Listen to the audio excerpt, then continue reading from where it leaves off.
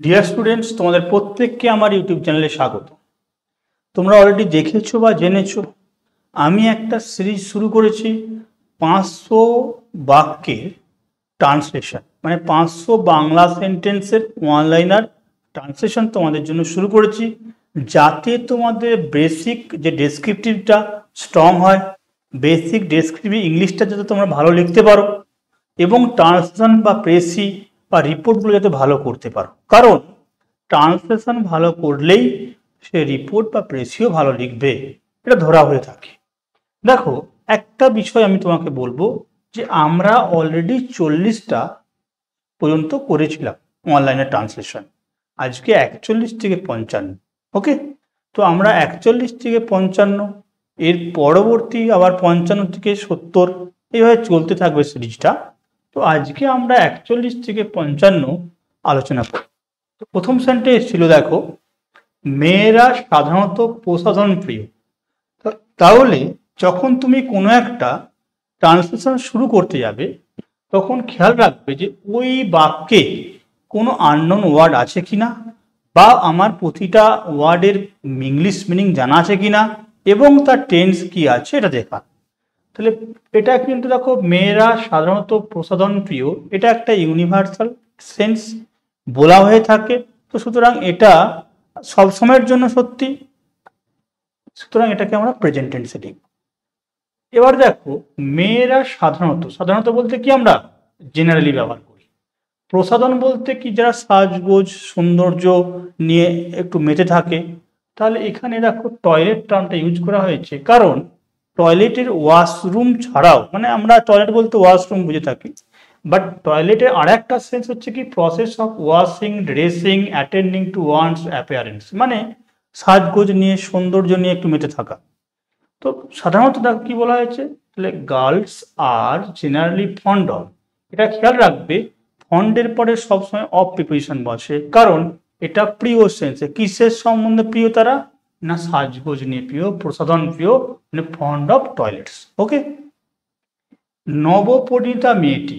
এবার দেখো, তোমরা অনেক ক্ষেত্রে দেখেছো যে ট্রান্সলেট করতে গিয়ে অনেক নতুন নতুন বাংলা ওয়ার্ড আসে, যার ইংলিশ তুমি হয়তো জানো, কিন্তু কঠিন বাংলাটা থাকার জন্য তুমি সেই মানেটাকে ঠিক গেস করতে পারো না। ওকে, অ্যাকচুয়ালি নবপরিণীতা মেয়ে বলতে অ্যাকচুয়ালি নতুন বিয়ে হয়েছে এমন মেয়েকে বোঝাচ্ছে। তাহলে নিউলি ম্যারিড গার্ল বললেই এটাকে কি হবে, কমপ্লিট সেন্স বোঝাবে। The newly married girl. দেখো, গহনা ছিল, ছিল মানে কোন টেন্স, পাস্ট টেন্স। তাহলে পাস্ট টেন্স সেন্সে আমরা কি করি বলো, হ্যাভ। পাস্ট টেন্সে কি হয় বলো, হ্যাড। হ্যাভ মানে থাকা, ছিল হ্যাড, তাহলে হ্যাড। সর্বাঙ্গে গহনা ছিল, তাহলে অর্নামেন্টস অল ওভার আর বডি, অল ওভার আর বডি। দেখো, অর্নামেন্টস এস দেবে, কারণ একটা গহনা তো নয়, অনেকগুলো গহনা। নেক্সট দেখো 43 নাম্বার দেখব, গোলাবন্ধনী ও টুপি পরিয়া সে সাহেব সাজিয়ে আসে। তার মানে এখানে দেখো এই দুটো বস্তু সে পরিধান করেছে, কি কি, টুপি এবং গোলাবন্ধনী। তাহলে এখানে টুপি এবং গোলাবন্ধনী ইংলিশটা আমরা একটু দেখে নেব। গোলাবন্ধনী হচ্ছে নেকটাই, অ্যান্ড হ্যাট মানে হচ্ছে টুপি। এই পরিয়া সেন্সটা পরিধান করিয়া, পরিয়া মানে কি পরিধান করা, তো বাই ওয়ারিং, বা আমরা যেটাকে পুট অন সেন্সে জানি পরিধান করা, ঠিক আছে। এর আইএনজি যোগ করতে যে কি হয়েছে, পরিধান করিয়া, বাই ওয়ারিং। সাহেব সাজিয়ে আছে, দেখো সাজিয়ে আছে বলতে গেলে দেখো ছয়কার আছে, প্রেজেন্ট পারফেক্ট। তাহলে হি হ্যাড টার্নড এ সাহেব, কি বললাম, হি হ্যাজ টার্নড এ সাহেব। কেউ কেউ লিখতে পারো হি হ্যাজ বিকাম এ সাহেব, চলবে, অসুবিধা নেই।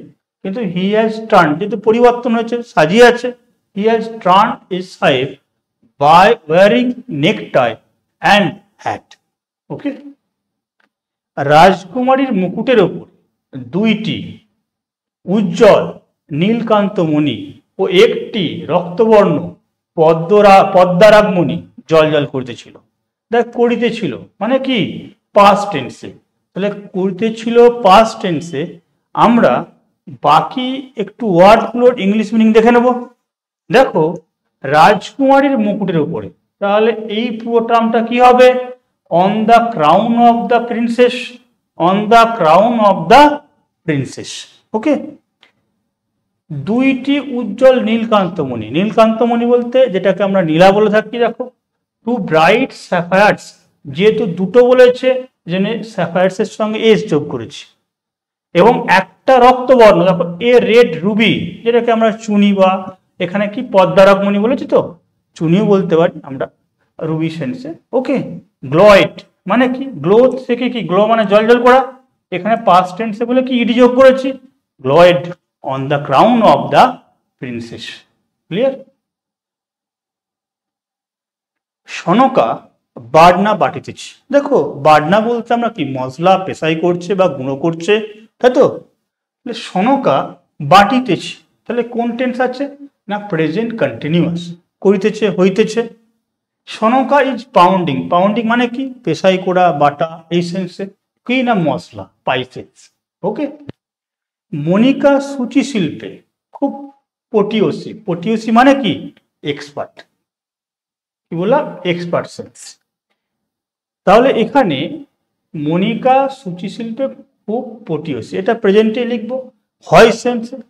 মনিকা ইজ অ্যান অ্যাডেপ্টিন, দেখো এক্সপার্টের একটা সমার্থক শব্দ কি না অ্যান অ্যাডেপ্টিন, টার্মটাকে আমরা ইউজ করেছি, যেটা মানে কি বলো এক্সপার্ট মানে পারদর্শী।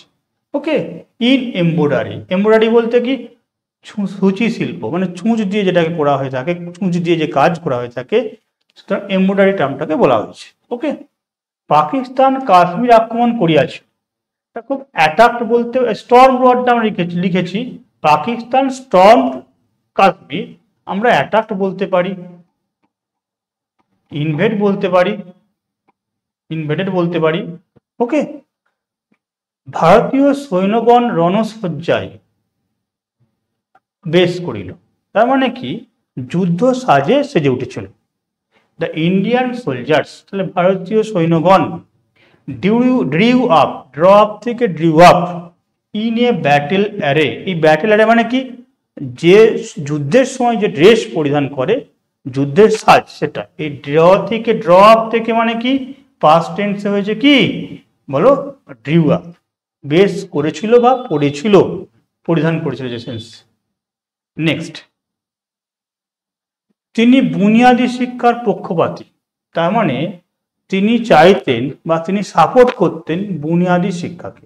তাহলে আমরা এটাকে দুরকম ভাবে বলতে পারি, he is a supporter of, আমরা বলতেই পারি এ সাপোর্টার অফ সেন্সে। ওকে, আবার দেখো he is in favour of, supporter of অথবা favour of, in favour of একই জিনিস। বেসিক এডুকেশন, বেসিক বলতে প্রাথমিক বা বুনিয়াদী, এই একই বিষয়টাকে বোঝায়, তো বেসিক এডুকেশন।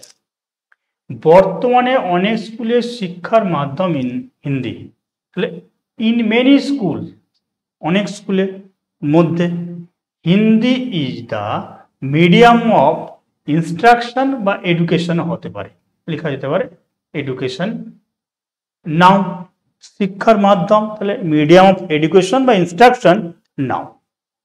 সে প্রায় স্কুল হইতে পলায়, মানে স্কুল ছুট করে, স্কুল থেকে পালিয়ে যায়, ক্লাস করে না, এর একটা নির্দিষ্ট সুন্দর টার্ম আছে। দেখো ট্রুয়ান্টস বলে একটি টার্ম আছে না, ট্রুয়ান্টস, TRUANTS, মানে কি স্কুল কামাই করে চলে যায় বা স্কুল কামাই করে। He open plays truants from the school, school ছুট ছেলে বা স্কুল ছুট বয়কে আমরা এই টার্ম দিয়ে বলে থাকি। নেক্সট, স্বাধীন ভারতে মাধ্যমিক শিক্ষা বাধ্যতামূলক হওয়া উচিত। দেখো স্বাধীন ভারতে বলতে কি ইন ফ্রি ইন্ডিয়া, মাধ্যমিক বলতে সেকেন্ডারি এডুকেশন, তাহলে in free India secondary education বাধ্যতামূলক হওয়া উচিত। তাহলে উচিত সেন্স আমরা কি করি, should be made compulsory, obligatory, compulsory একই জিনিস। কলেজের ছাত্রগণ মহাসমারোহে রবীন্দ্র জয়ন্তী উৎসব করিয়াছিল। দ্য কলেজ স্টুডেন্টস সেলিব্রেটেড, করিয়াছিল মানে পাস্ট টেন্সে সেলিব্রেটেড দ্য বার্থ অ্যানিভার্সারি বা বার্থডে অ্যানিভার্সারি বলতে পারি। Birthday anniversary of Rabindranath with great eclat, দেখো উইথ গ্রেট এক্সাইটমেন্ট বলতে পারতাম, উইথ জয় বলতে পারতাম। একল্যাট একটা নতুন ওয়ার্ড, একল্যাট এটাও মানে জাঁকজমকের সহিত, খুব আনন্দের সহিত, উৎসাহের সহিত। ওকে, শিক্ষায় জাতির মেরুদণ্ড, education is the backbone of nation, এটা সবসময়ের জন্য একটা প্রবাদ বাক্যের মতো হয়ে গেছে। Education is the backbone of nation. শিক্ষক হইলেন জাতির স্রষ্টা। ওকে, টিচার্স আর নেশন বিল্ডার। স্রষ্টা মানে কি, যারা প্রতিষ্ঠা করছে, কোনো জিনিস স্থাপনা করছে, তৈরি করছে, তাহলে টিচার্স আর নেশন বিল্ডার্স। ওকে, তো আমরা 55টা পর্যন্ত সেন্টেন্স করলাম ওয়ান লাইনার হিসাবে। এরপরে আবার সিরিজটা কন্টিনিউ হবে, তোমরা দেখতে থাকো প্রত্যেকে। অবশ্যই তোমাদের এসআই বা ক্লাস 3 পরীক্ষাতে কাজে লাগবে। ধন্যবাদ।